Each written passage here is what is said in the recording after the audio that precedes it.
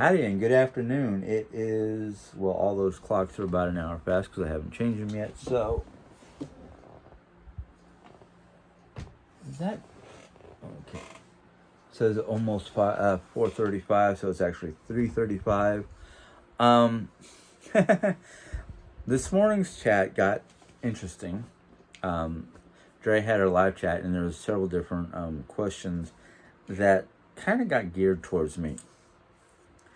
I'm not gonna get in depth into the question because it's a simple question, yet it's a complex answer. What was happening was we started talking about visitations or dreams from family members who have passed. Jerry was talking about her dad, her mom, and her grandmother, and her having pretty vivid dreams of the three individuals, but not in the same dream. Like, she'd have a dream about her father, but her mom was there. She'd have a dream about her mom, but dad wasn't, her father wasn't there, and dreams about her nanny, her grandmother. And I'm not going to name the person who made the comment because that's not important. It's a comment that's important. But the comment was, maybe you're having visitations from your deceased relatives to help you ease into the afterlife.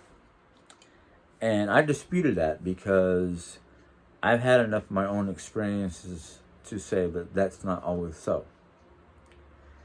Because I've had dreams of my father like a couple years after he passed away, when I was having some very tough times in my own personal life, dealing with mom and a new boyfriend, dealing with school stuff, dealing with puberty and growing up, transitioning into an adult without my father. And, I had to learn a lot of things, but I think as I was learning those things, my father was there to make sure I was not digging too deep into my skin to give myself a cut or anything like that, because, knock on wood, I've never really severely cut myself. Yeah, there's been one or two times where it's like, oh, there must have been a sore or something like that, and I went over it with my razor and caused that one little spot to bleed, but not like a line like a razor would give you. I've tried electric razors. They're great for trimming, but as the problem with electric trimmers in my face, or electric shavers in my face, is I have sensitive skin. So when it goes to grab the hair to pull it up and cut it, it actually hurts me more than just, doing it with a, a regular everyday razor. I like the razors that have that gel or that moistening strip above the blade, so as you go to drag it across your skin, it actually keeps your skin from being dry and irritated. I don't always use aftershave gel because they burn, but that's beside the point. I believe sometimes, even if you don't see the spirit of your deceased relatives or ancestors or parents or anything like that, I strongly believe that they're always with you. They're like being, depending on a lot of things that I cannot explain. I've read about it, when I don't understand that, but a lot of times certain members of your family, like your father, mother, grandmother, a close relative, will always be with you. Not the same one all the time, but will always be with you to help you through certain things without you realizing they're there. The whole idea of the spirit realm or spirit phenomenon, whether you want to call it psychic phenomenon, haunting, whatever, it's an interesting area that I've tried to study, and some of it you can read about and go, what? I don't understand. But then when you experience it, you're just kind of like, what was that? Like, when we first moved in this house, and before my sister-in-law Julie did a cleansing, which is basically taking a bundle of sage, get it to where it's smoking, and you walk around the house. Depending on your frame, your religious beliefs or whatnot, depends on what you say as you're doing what they call the smudging ritual or cleansing ritual. Because she is Catholic, but she also believes things outside of the Catholic belief system, like she believes in ghosts and spirits, and she believes in crystals, or I don't know how she believes in crystals, but she has enough like belief in cleansing a home. So she did this cleansing, but even after the cleansing, if I'm up late enough, and it usually always happens between 11 p.m. and 2 a.m., that bewitching hour, I can hear things happening in this house that, one, is not happening, and two, even if people are awake and I heard this stuff, it would not be the things that are happening in this house, like laughter of a little child, two adults speaking, a male and a female, and then I would get like these other sensations, like these voices and what's going on are not from this house, not originally from this house. What I mean by this is, the one time I caught a glimpse of the gentleman, it was a time before this house was built. He was dressed in what looked like colonial type clothing, smoking a cigar. And the reason why I know this is, I know the smell of a cigar, or not a cigar, a pipe. And the reason why I know this is, I've smoked pipes. I've had a pipe with regular pipe tobacco, and that was one of my joys before I realized this is causing me to have breathing issues. Of course, you don't inhale as much as you do with a cigar or a cigarette or anything like that. It is actually one of the least dangerous forms of smoked tobacco, is a pipe tobacco. But that's what happened right here in this house. When I used to work overnights at Burger King a couple years ago, I couldn't sleep at night. I couldn't sleep until like 4 or 5 o'clock in the morning. I couldn't sleep. I couldn't fall asleep until then. So I'd be out here in the living room playing, World of Warcraft or something like that online, while Jerry was either in the bedroom sleeping and whatnot. But I would be out here being quiet as I could be, and I would start to hear this stuff, and I'd be like, "Hello, hello, oh, that's a recording. That's something that, is not. It's not an active deal. It's a like a recording, and I do know that Rolla has a lot of area around town, and mostly around town. And inside of town, you might have 1 or 2 hauntings depending on the location of the building.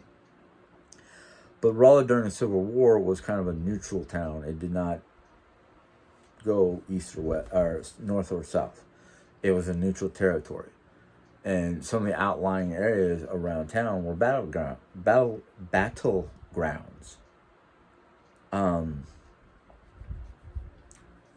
And so a lot of places in the Midwest, and not just the Midwest, I'm going to say running from the Atlantic Ocean to as far as probably Colorado, I don't remember how far over, probably right here in the Midwest.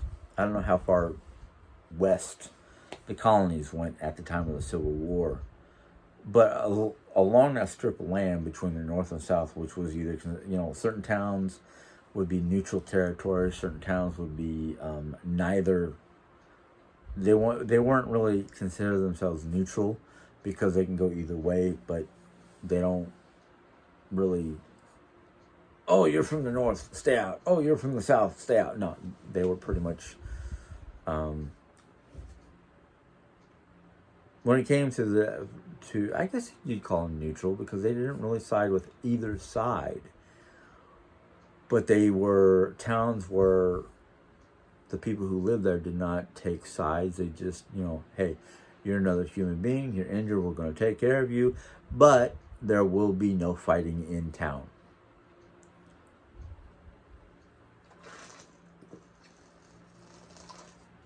But the surrounding areas of Rolla had a lot of fighting. In fact,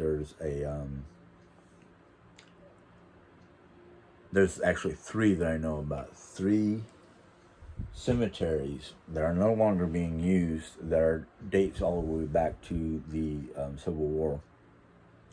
There's actually one just on the outskirts of town in the woods. Nobody goes there because whatever is there is not friendly, but it's definitely a haunted location. And it's called the Old Goatsman Mine, or the Old Goatsman.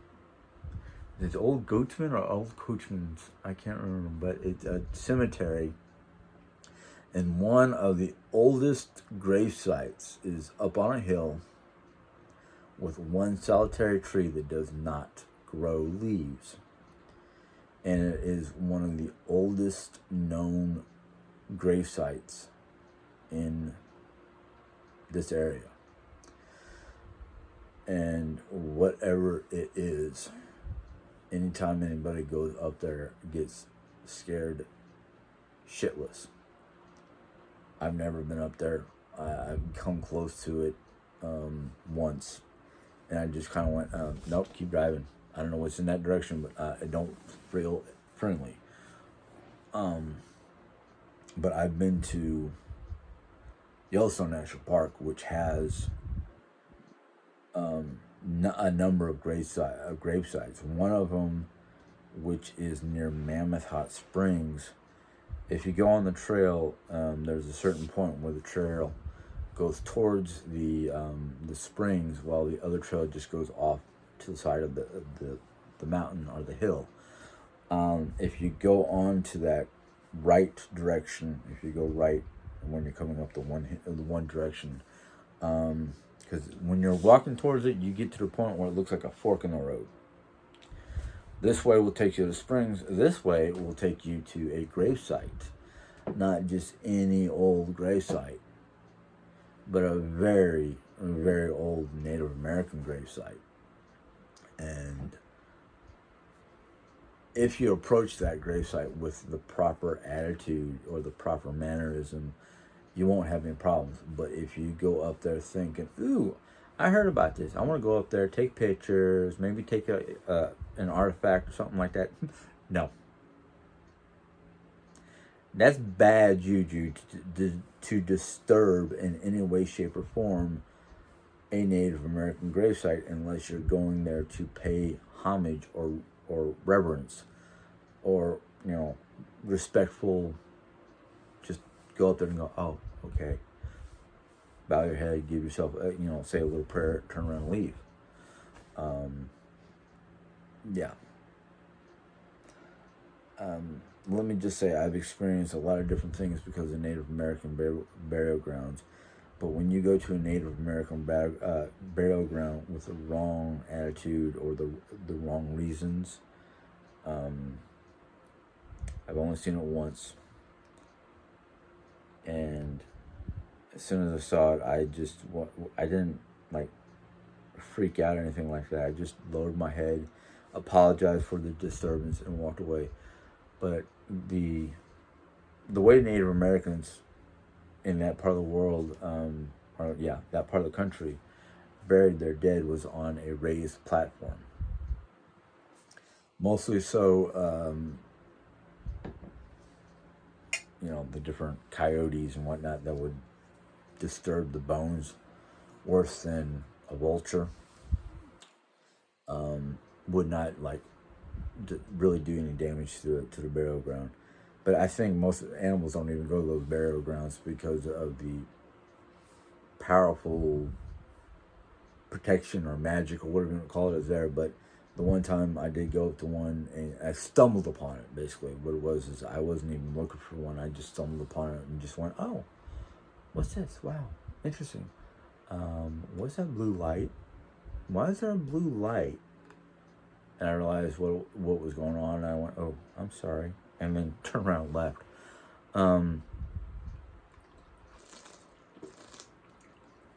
Then that and Yellowstone National Park's Mammoth Hotel, which was originally used during the pioneer days when white people were traveling west towards, like the Oregon Trail towards Oregon and Washington. It was set up as a cavalry station, as well as a Western Union mail route. And the hotel was originally built as a combination of a barracks. Then it went from a barracks to an infirmary. And the very top floor, the fourth floor, was an infirmary during an outbreak of smallpox. And there was a doctor who traveled from Arizona to Yellowstone with his little daughter. Well, his daughter contracted and passed away with smallpox. And her spirit and several other spirits haunt the fourth floor. That's why if you go to book a room at Mammoth Hot Springs, they don't offer any rooms on the fourth floor, because they've had a lot of complaints of being disturbed by odd sounds, seeing odd lights, power problems, you name it. So they don't rent rooms on the fourth floor. Well, me and a group of fellow workers heard the story and went up there to see what was happening. I was the first one to sit there and go, "Whoa, we might not want to be up here." Well, my hairs were on end, my senses were on fire, and I was like, I don't think we're welcomed up here. There's too much energy up here that may go bad, or maybe if we don't respect what's going on, respect the energy, things could go awry. But we did, or at least I did, I don't know, but I think one or two other people said they saw her. We did get to see the little girl dressed in, what you'd think somebody during the 1800s would wear as a child, a little girl. And it was quite interesting. No, she seemed to be more lost than actually, she seemed more like a recording than anything else. And what got me was, now I know a lot of spirits don't recognize like doors or walls or anything like that unless they feel like recordings, energy that's slowly dissipating but still there. There's enough energy in the area to keep it going. They won't recognize doors or walls, but every so often you'll have a spirit that is unfamiliar with the new. Like they might have refurbished the building and moved, the original doors to a newer location, or new walls into a new location. And a lot of times, spirits don't recognize the newness, but they'll recognize a door. And they might stand at that door going, "This is wrong. This is not in the right place. The door was over there. Why is the door now over here?" Just think of the movie Sixth Sense, where Bruce Willis did not realize he was dead, and his ex-wife or whoever she was still living in the old house, but she moved furniture around. So, certain things were not where he remembered it as a living entity, and couldn't go through certain doors because they were blocked, or the door had been changed, or something had changed, and he couldn't get through this one door that was blocked. And then the little boy came along, and the little boy was talking to him, and he thought he was the little boy's therapist. That kind of thing. It wasn't until the little boy, I don't even remember the little boy's name, had literally said, "Hey, look, you're the dead one. You're deceased." And then, things started connecting with Bruce's, mind or his spirit. And, that's when things got better for Bruce Willis's character. I'm a big fan of a lot of different shows like that. I mean, there used to be several different series that I used to watch on, was it TLC, or I forgot what channel it was. It was a cable channel. Yeah. There's several of them out there. Haunted Minds, Ghost Hunters, Tennessee Wraith Chasers. I know that's not the name they use, but a lot of different groups of people who were going to famous sites that had been reported as haunted to see what they can find out and all that fun stuff. And then there's one called Haunted Minds, and I think that was only a one series show, but they were helping these guys deal with a mine that caused their equipment was failing. There was weird noises. There's all kinds of things going on in the mine. And a lot of the guys were like, no, we need, I ain't going in there until I know what's, going on. And I thought that was a pretty good series, pretty good show.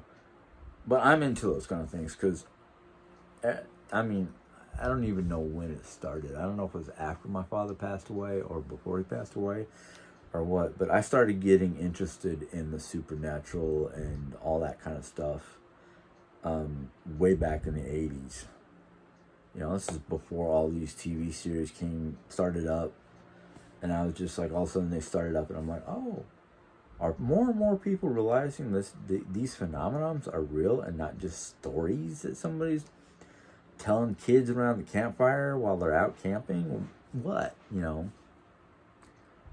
But Grimm we were talking about different shows that were really good.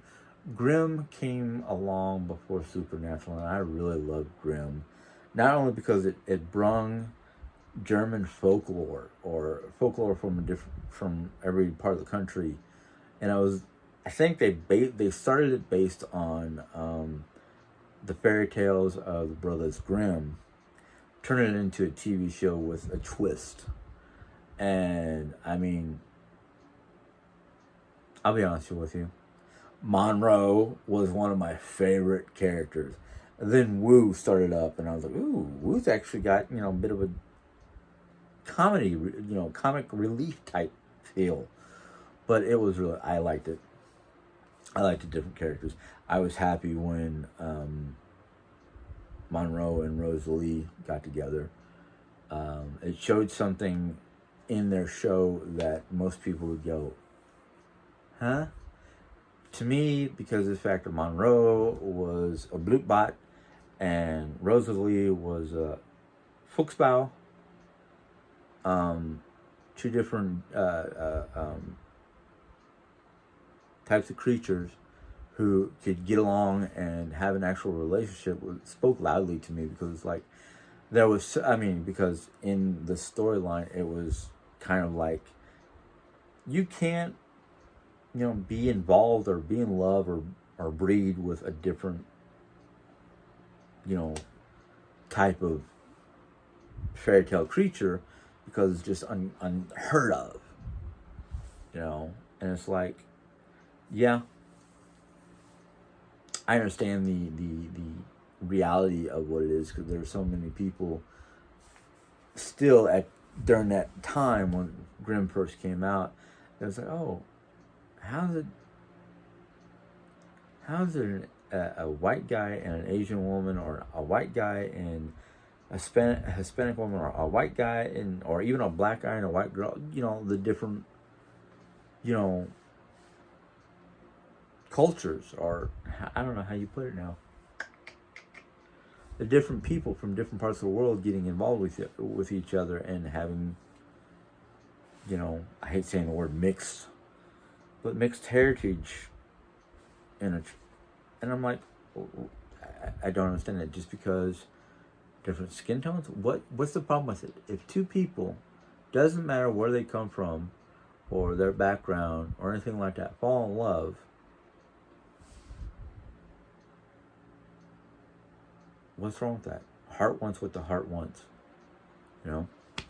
And no, I'm not trying to use racism in this, because it's, yeah, Grimm was a fantasy show, but it had a lot in the show that was dealing with real world problems.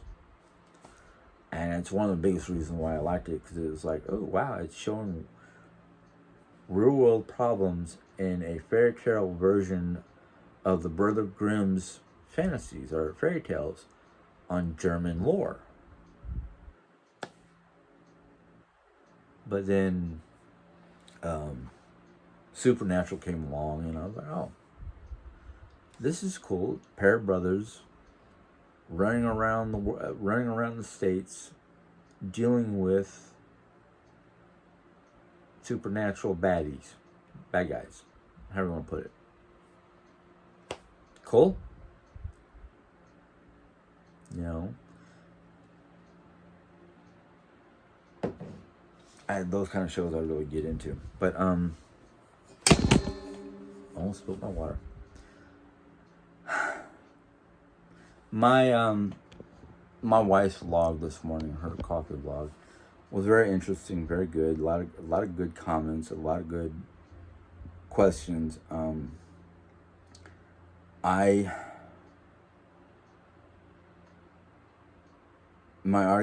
argument about why we see our family members in our dreams, and those dreams are very, very realistic, very surreal, very lucid. Is that the right word? Lucid? I don't know. I don't know. Some people say they're there to help you transition into the afterlife. Some people say that they're there to deliver a message. Some people say that they're there to help you with hard times. It's not just transitioning to the afterlife, but it's helping an individual person of their family line, whether it's their descendants or ancestors. Well, it's mostly their descendants, because most of our ancestors are part of the spirit realm. But I don't think that it's always bad. I think there's a lot of positivity in having one of your ancestors visit you, whether it's in your dreams or maybe even if they can muster up the energy to materialize in this realm of existence. They're there for a good. They're very few visitations from ancestors are bad, unless they're trying to point out omens to what could be a bad ordeal, unless you figure it out before it happens.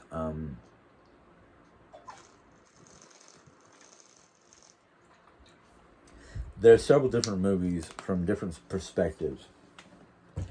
You've got, Sixth Sense. You've got, what's that other movie I'm thinking about? Oh, fudge. I can't remember the name of the movie. Oh, Seventh Seal.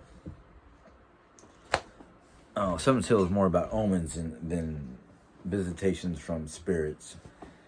Problem is, you've also got more negative movies about, oh yeah, ghosts are coming to get you. Demons are crawling out of the TV.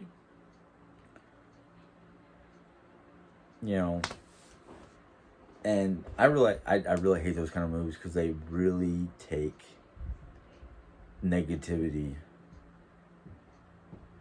or things that could be positive and turn it into a bad ordeal where people are just instantly afraid of seeing something supernatural and they're like, oh no, I'm gonna die. No, no,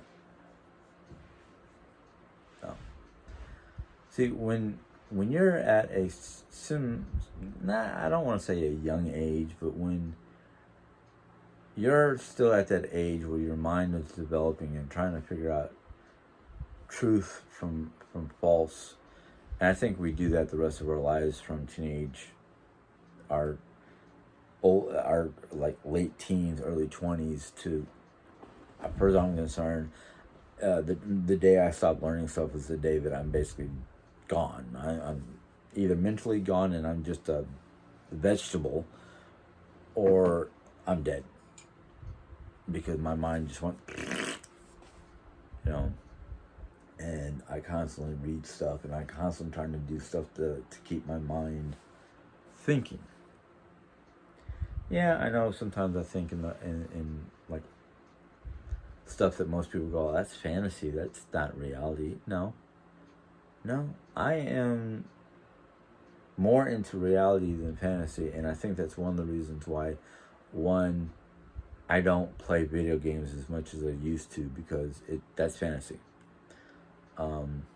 Two, I don't watch that much TV anymore because, yes, I know the difference from fantasy and non-fantasy, but that unless you're watching a docudrama or something that's based on history, you're just watching fantasy. I mean, most TV shows are fantasy. Yes, I loved Grimm. I loved Supernatural. I loved SWAT. I love a lot of different TV shows. But I know the difference between a fantasy situation and a fake situation. I understood that Grimm was mostly about the fairy tales from the Brothers Grimm that had to do with a lot of creatures and weird stuff. Same with Supernatural. I mean, yeah, the reality of Supernatural was, yeah, there's a lot of bad stuff out there, and there's a lot of ways to deal with it. But using salt as protection, yes, that's a real thing. Certain kinds of potions and concoctions, they're real, but some of the usage that you saw on our methods of using it that we saw in Supernatural were fake.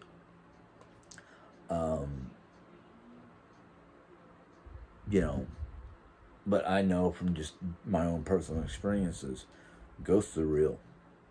Supernatural visitations or events are real. The ley lines that go all over the earth in all different directions are real. What is a ley line, you may be asking yourself? Basically, it's a ley line. A ley line is an invisible line that engulfs or encircles, not engulfs, encircles the earth. And when you get more than one ley line crossing each other, it's a focal point for supernatural energies. The more ley lines that crisscross, the more energy it has. And yeah, if it does crisscross in a certain pattern, depending on how the people who know about these things use those ley lines, depends on how that energy is focused. There are certain areas on the earth that have ancient buildings like the pyramids of Gaza, Stonehenge, Machu. That it's not Machu Picchu. It's a different. The Peruvian lines. The I can't remember, but there's a set of ley lines that cross over a certain spot in Peru. That has, ancient buildings on it. China, here in America, it's focal points for various types of energy. So, that's what a ley line is. Basically, it's a line filled with supernatural energy that if it crisscrosses another line, it promotes more energy. And depending on the people who use that energy, depends on if it's going to be good or bad. But anyhow, I know this is a Sunday, and I usually try to do something more biblical, but because of this morning's conversation with her live, it sparked a lot of different things in my mind to talk about. But I'm going to let you guys go because I've been in here for quite some time. My wife had just tried to call me to see what's up. So I'm gonna end this and find out what's going on with her. Probably because of the fact I have to change laundry. Oh, that reminds me. Not that I have to change laundry. Somebody said in her morning vlog, why don't you do this? Why don't you do laundry? Why don't you cook? Why don't you? Jerry still has certain limits. She can cook sitting at the dining room table with the electric griddle or the electric skillet. She cannot stand long enough to work at the stove. She cannot do laundry because she has to use her walker to get about still. So she can't carry a laundry basket and do laundry while she's using the walker. It's not anything to do with all of the different things people say, laziness, bossiness, any of that stuff.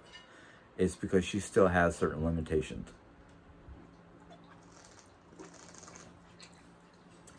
And I am thirsty as all get out, and I don't know if this water is helping or not because it has a certain amount of sodium. And I know when I'm drinking something with a lot of sodium, it makes me thirstier. So excuse me. But anyhow, I'm going to end this.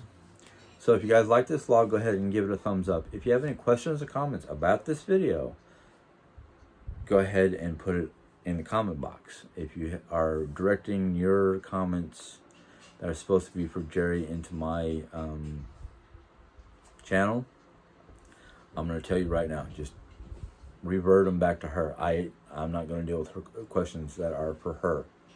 Any questions about Jerry, those are for Jerry. Those aren't for my channel. Not that I don't want to talk about my wife, but if it's a question towards her, I'm not going to answer it because it would be wrong of me to answer her questions.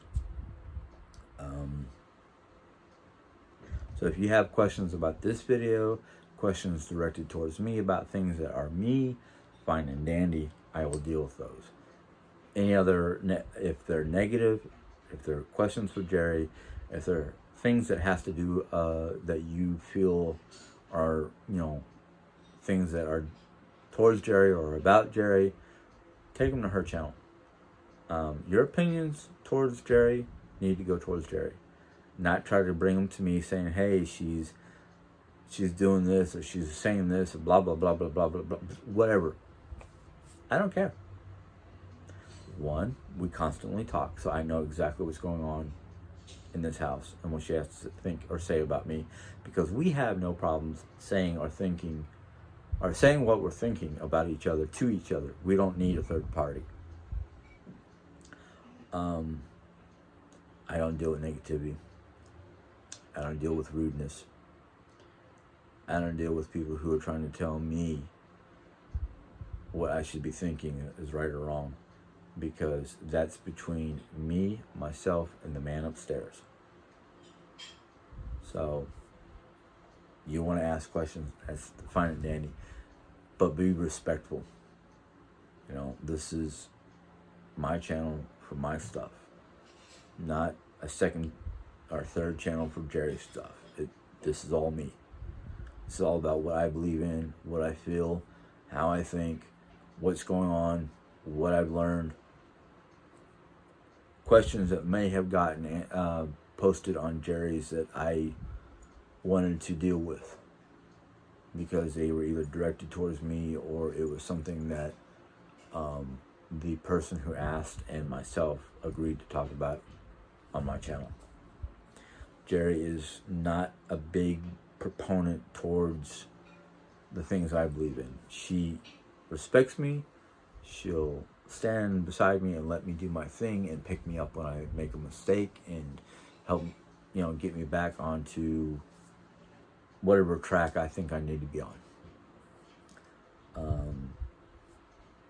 But if you can handle all that and then some, you're more than welcome to join. You can hit that subscribe button, and then a little bell will pop up. You click on that bell, and when I put in my videos, YouTube will let you know when they're available. So hopefully you guys enjoy the rest of your day. Hopefully the week ahead is good for you. So let's all be happy. Let's all try to be positive. There's no reason for negative anything. Negativity just bogs you down and makes you feel tired, and or maybe just me. I don't know. I know that when I'm positive and I'm happy, I'm doing great. But when I'm negative and things aren't going, in a positive manner, I feel like crap. I really do. And I realize because of those feelings, there's no good that comes out of being negative. So, you guys enjoy. Have a good one. Bye.